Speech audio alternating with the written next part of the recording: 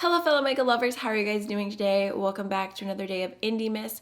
I am very excited for this video because I'm going to be answering all of your questions about indie makeup. I asked you guys about a week ago on my Instagram stories to ask me any question that was related to indie makeup, and I was going to do a Q&A.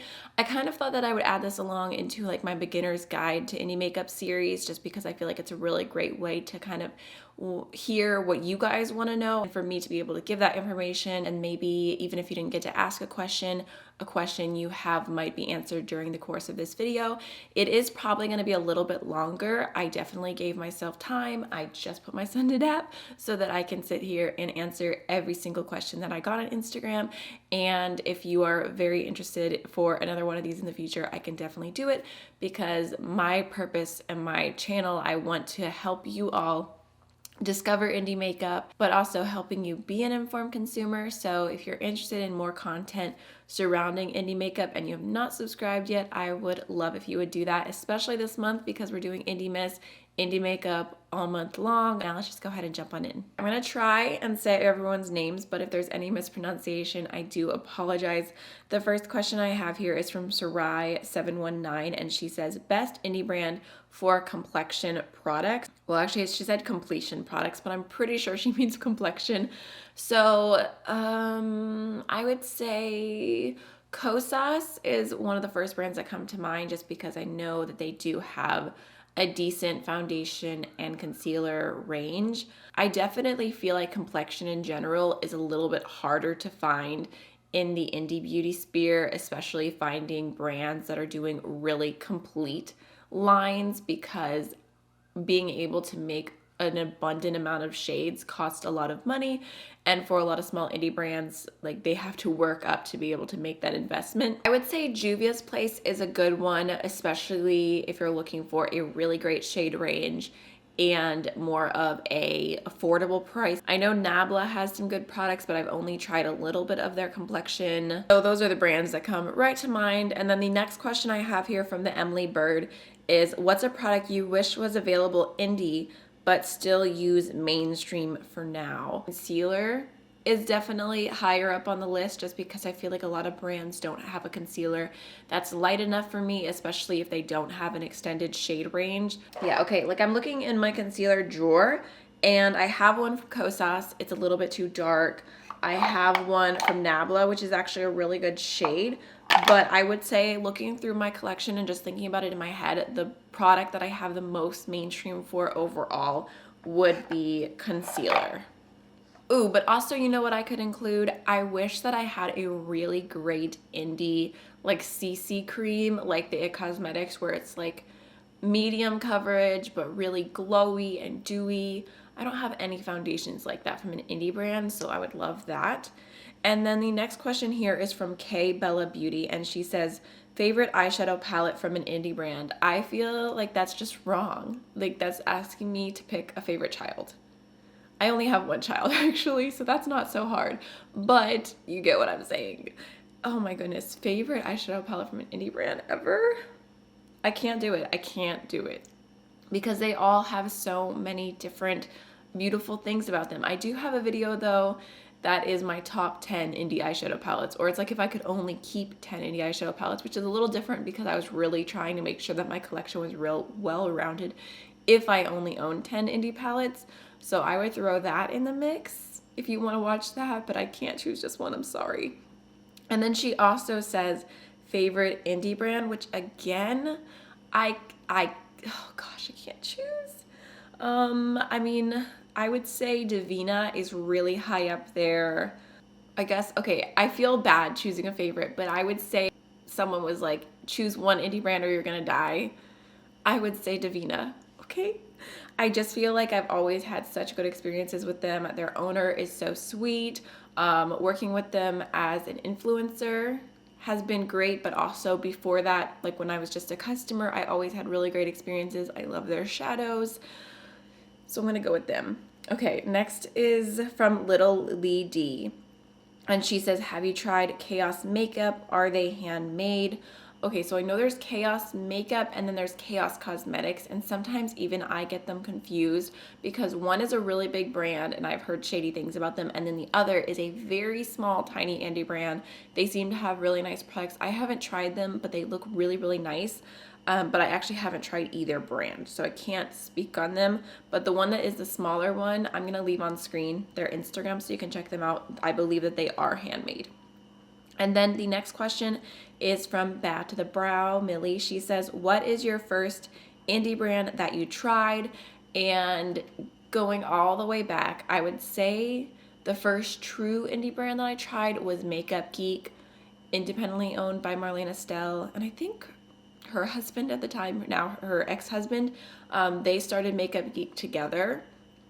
So that would be the first, and that was like I know I've told this story before, but I remember spending way too much money on one of her big build your own palettes.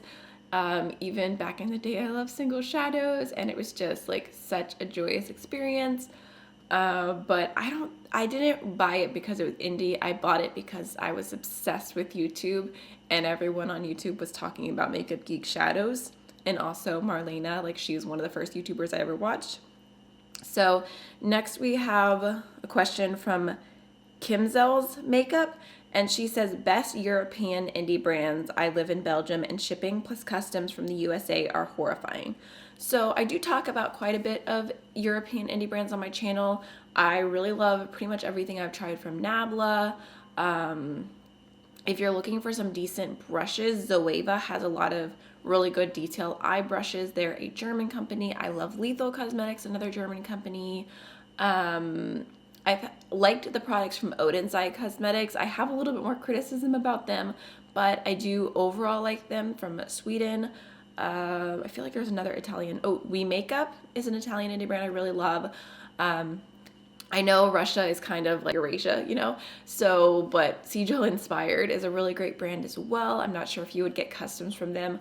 I can't speak on that, on customs, because as much international makeup as I've ordered, I've never been charged with customs ever. So I'm just throwing that out there. I don't have any experience.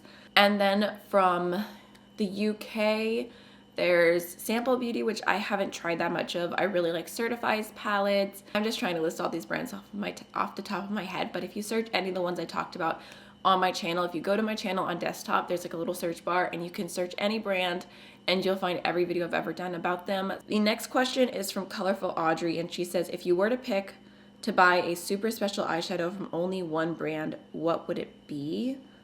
Only one eyeshadow? Oh man. This is hard because it could be like a multi-chrome, like it could be a deeper true multi-chrome, it could be an iridescent multi-chrome. Okay, I'm gonna do two. If I could only choose one iridescent multi-chrome, I would choose Red Giant from Terra Moons, even though theirs is called the Iridescent Chameleons. And then if I had to choose like one like darker, more true-ish multi-chrome, I would choose Divina Asteria, if I had to choose. And then the next question is from Bookish Carmela, and she says, favorite brand for a specific product, like best liquid lip comes from which brand? Oh, okay. So I feel like I could do a whole separate video. It's like my best liquid lipstick, my best lipstick, best lip gloss, and just go through and do my top for each. I feel like that's a little bit too deep for this video to like go all the way in, but best liquid lipstick, if we could answer that really quickly, or I answer that really quickly. If you're looking for something super comfortable that doesn't dry down all the way, I would say Ofra. For me, I really, really love Dose of Colors. I feel like they have a really great formula that's comfortable and not overly drying. I think they would still be my top liquid lipstick. Next question is from a Beauty Becca, and she says, what is your favorite Clionadh multi-chrome? Ooh, it's, oh gosh, what's the name of it? It's this really beautiful like gold, green, blue shifting shadow. I can't remember the name of it off the top of my head, and I don't have all of my makeup where it's supposed to be. It's kind of all over, but I know I've talked about it in videos in the past, so I'm going to leave the name on screen here for you if you want to look it up, and I'll leave a picture too. That is my favorite Clionadh multi-chrome, even though I can't remember the name off the top of my head. I'm so sorry. And then a Beauty Becca also said, if you could only pick one indie brand to use for eyeshadow, which would you choose? You guys are mean. How am I supposed to choose? Okay, I think if I could only choose one brand for eyeshadow, I might choose Terra Moons, just because I feel like they have really great multi-chromes, iridescent chameleons. They have a mixture of like super bright mattes, they've got pastel mattes, they've got neutral mattes, and they're all so easy to blend. So I feel like, just like thinking of my collection overall, if I could only choose one brand that I owned, it would be my collection from Terra Moons. Okay, so this next question here is a really good one, and one of the areas about indie makeup that I feel I am the absolutely least informed, and I should definitely take it upon myself to do some research and learn more about this, because I don't even know the answer. Their handle is CXCHRANE. I don't know how to pronounce that, but they said, how does one know handmade cosmetics are safe to use, produced hygienically, etc.? And I don't really have an exact answer for that. As far as being produced hygienically, I feel like I have like trust in a brand. As far as being safe, I would say by looking at their ingredients list, checking if there's any warnings that they're supposed to have there. Of course, there's opportunities for brands to be shady, to not give full ingredients list, to not give the warnings they're supposed to. And I think because they are a smaller brand, like there's more chance of it like going under the radar. If you have any resources, anyone here for me to read or anything like that, I would love to know more about this and be able to share more. But right now, my current answer is that I just put a lot of trust in brands. And actually, you know what? I have seen indie brands rally together before, because there was a brand and they were selling something that was a pigment that was not safe for eye use. And they were claiming that it was. But I remember having multiple indie brands not only reach out to me, but post on their Instagram stories and saying, if you see a brand posting this kind of product, beware that it's not eye safe. So I have seen indie brands rally together if they see other brands selling something that's not eye safe. But again, with being produced hygienically, I don't have more of an answer right now. I'm so sorry, but I want to be honest. I'm not here to pretend that I know everything. And the next question here is from Emily and Max, and they said, best, more affordable brands, can't invest in Sydney Grace, etc. yet. I'm trying to think. There's not a lot of indie brands that are like super, super, super low prices. I would say Midas Cosmetics is definitely more on the affordable side. Like they've done like the little 6-pan palettes for $16, and then they have affiliate codes that you can use on top of that. Luxie Beauty also sells very affordable single shadows that are like $3 each. They're not my favorite formula anymore. I feel like they were changed from what I used to love, but they are very, very, very affordable. But I feel like most indie brands in general, it's pretty normal for them to have like a mid-end to a high-end price tag. So the next question here is from One Super Grover, and they said, do you think indie brands will ever become more popular than beauty brands produced by the majors? I don't think so. I really don't, just because I feel like people love what's easy and what's accessible. The fact that they can do returns, they have fast shipping, free shipping. I want to be better about supporting small brands in a bunch of different aspects of my life, because I'm super knowledgeable when it comes to makeup, but when it comes to like hair products, skincare products, bath and body products from small brands, candles from small brands, like I want to be better about that, but also a lot of times it does cost more. So I don't think so. And then I have a question here from Makeup Musketeers, which is super cute. They said, best matte gray indie shadows, light, medium, and dark. If you're looking for some really good grays, I would recommend Sydney Grace. I really like their cool toned shadows. I can't remember names for every single shadow off the top of my head, but just in general, if you look on Sydney Grace and you go to their website, you can go to matte shadows and you can choose grays. And then the next question is from Maggie May, and they said, if you could only recommend one brand of multi-chrome shifting shadows to try, who? It would either be Divina or Terra Moons. The next question is from Supergirl116, and they said, what are your top 3 favorite indie brands? I'm just going with my heart right now. I'm just throwing it out there. I feel like I'm gonna be mad at myself later, be like, oh yeah, I remember this brand. But if I had to choose three right now, I would say Sydney Grace, Divina, and Terra Moons. Oh gosh, but there's more that I love, like that. And then there's this question from Esmeralda Schwartz, and they said, are there any indie brands you won't buy from? Absolutely. There's definitely a list of brands that I would never give my money to again. I would never support. I would never talk about. So this next question is from Kit Kat Kitty, and they said any indie dupes or same concept for mainstream, but indie did it better. Ooh, I have a video actually of all indie products that replaced my mainstream holy grails, which I can link for you down below. And then the next question is from Mary E. Carpenter, and they said, if you could collab with any indie brand, with who and what would you want to create? I guess, again, maybe Divina or Terra Moons, just because I love them so much, or Sydney Grace as well. I love Sydney Grace. I don't know what I would want to do, honestly. Okay, the next question is from the Callie Rogers, and they said, what turned your interest from mainstream to indie brands? And I've always liked indie brands. I've always been a little bit fascinated by like the one-woman show and supporting small business and it just being like more personal.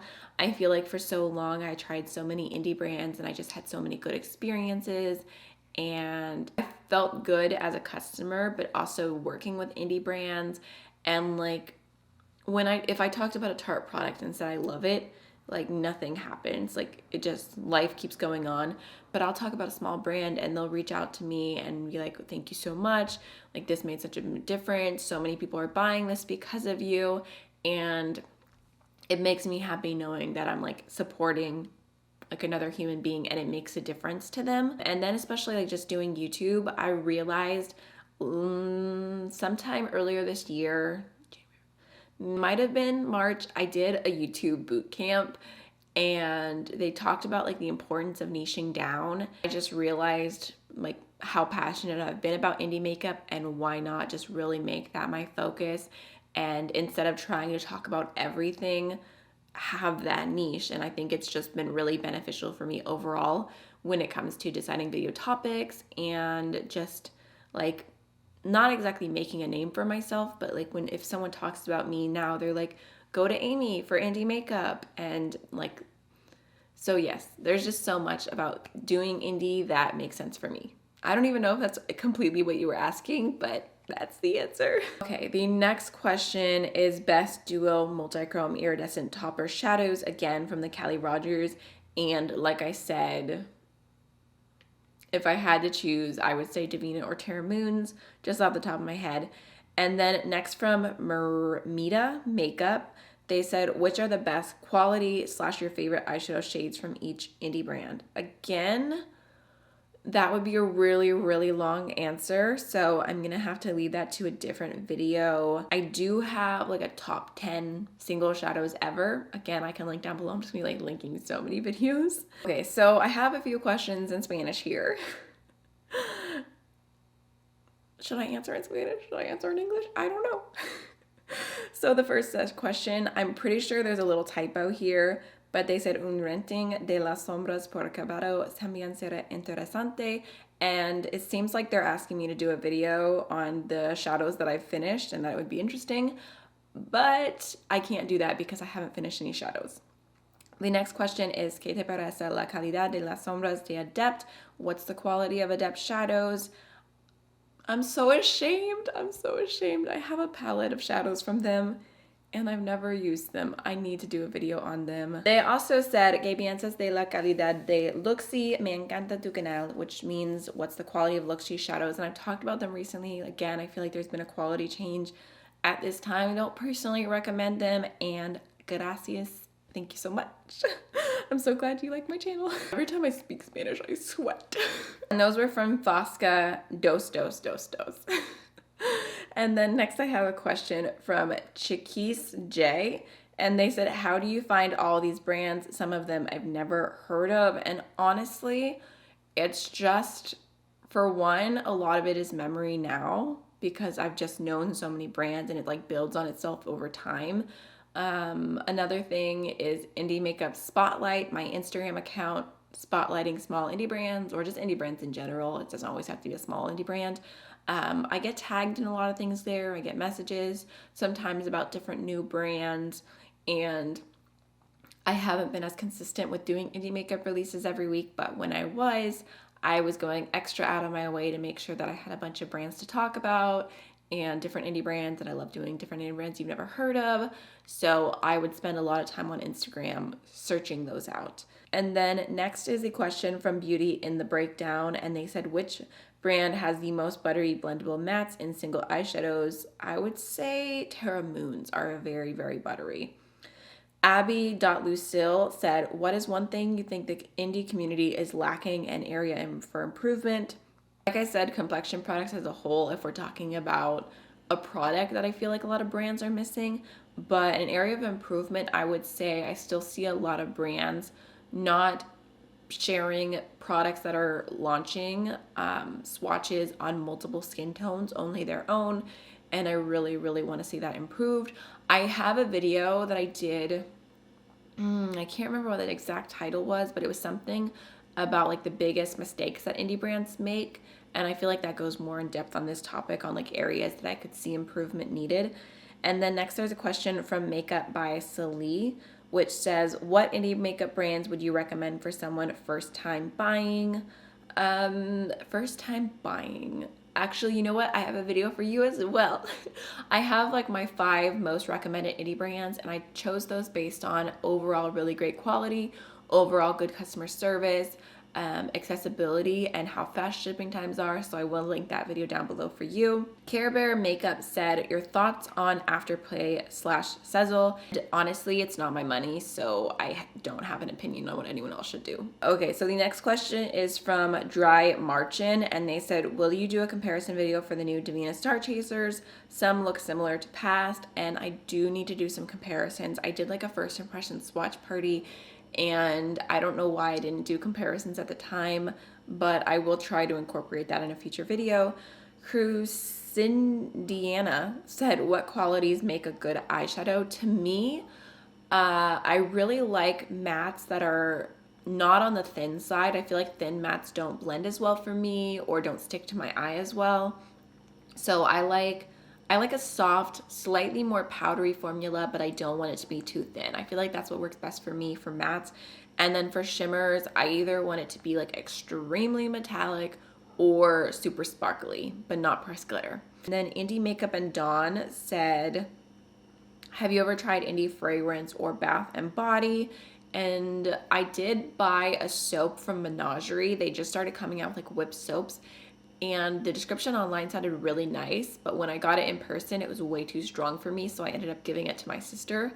That was me trying to get into some Bath and Body indie, but I haven't tried very much.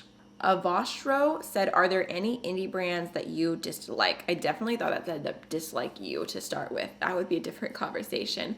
Yeah, there is. Yeah, definitely. Whether it just be like I don't like the way they've conducted themselves or the way they've treated me or the way they've treated other influencers.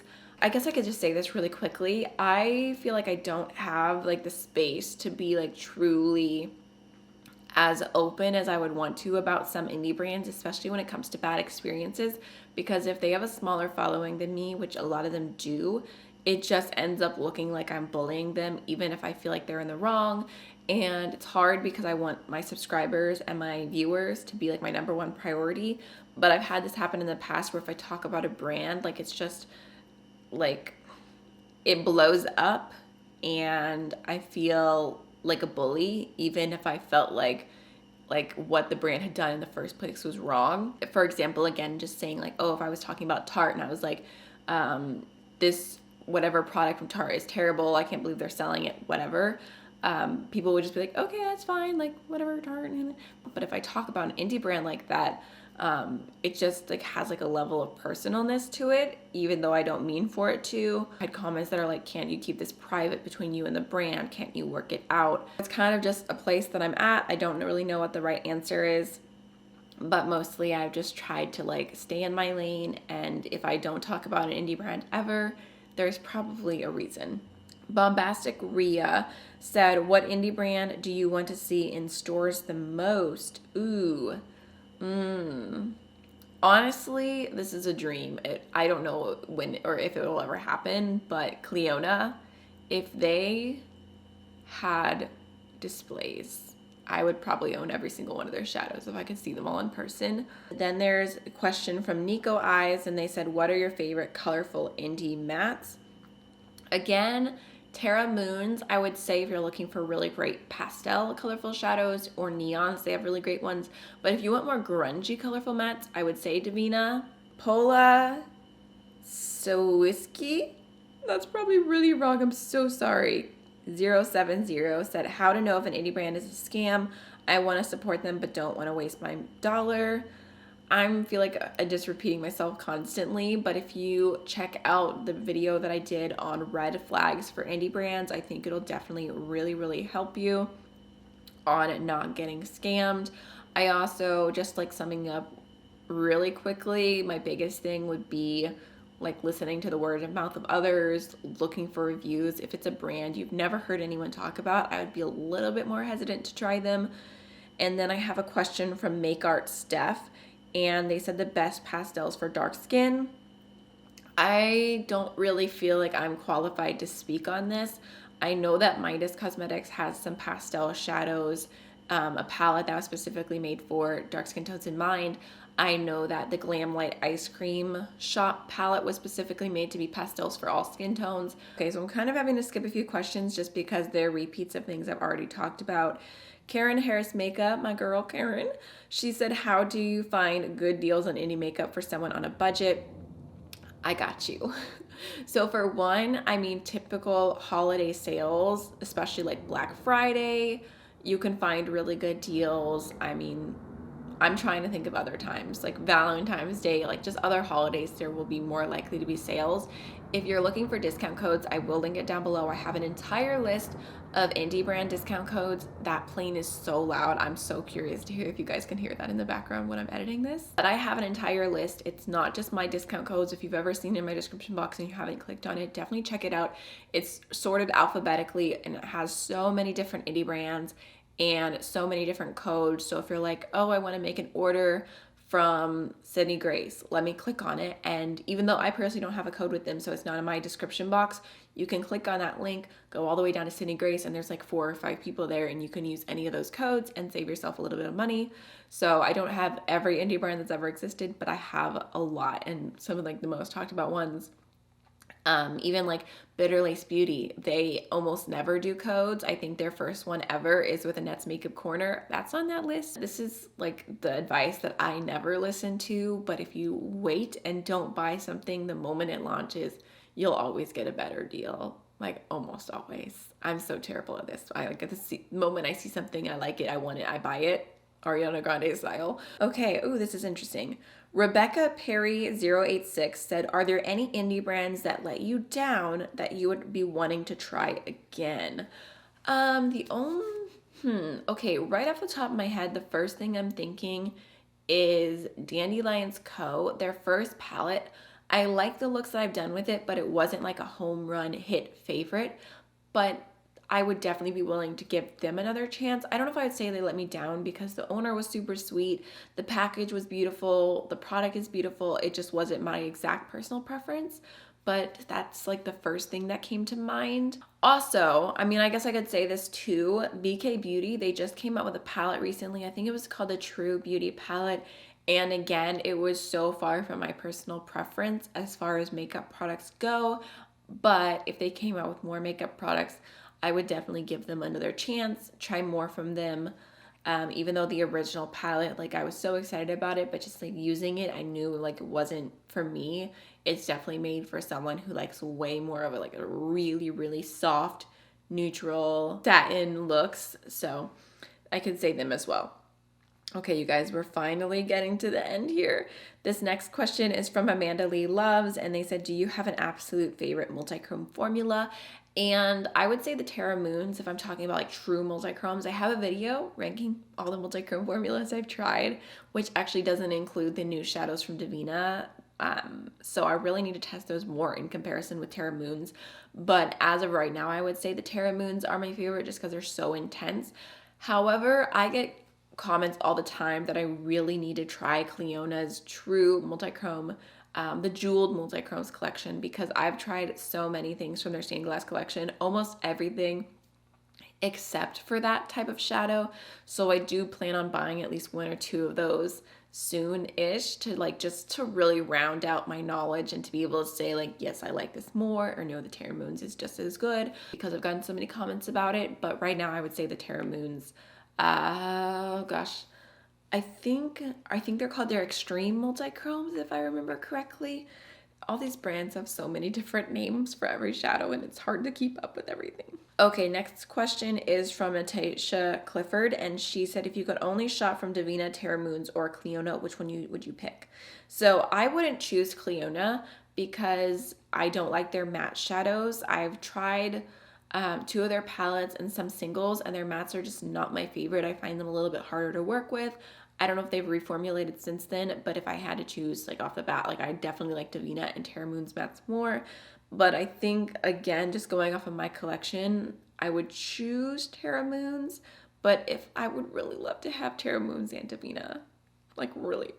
Okay, and then the very last question is from blue_tiny, and they said, what indie brands are talc free? I don't know off the top of my head because I don't have a sensitivity to talc. The only brand I can think of is Makeup Geek. I know that Marlene Estelle, the owner, has a sensitivity to talc. I remember her mentioning it about powders in the past. So I'm pretty sure that all of her shadows and face products and everything are created talc free. I have been talking for almost an hour now, so I think that's about it. I really hope you enjoyed this video and found it helpful. I'm gonna leave a pinned comment in the comments section asking you guys if you want to see a part 2 to this, to leave questions there, just because I feel like I did the original one on Instagram, so maybe not all of my YouTube subscribers had the chance to see that. So if you have questions and there's enough questions that are different than the questions I answered today, then I can definitely do a part 2. And just like I said, I really wanted this to be as helpful as I possibly could make it. So I will see you guys tomorrow for another day of Indie Miss. Bye.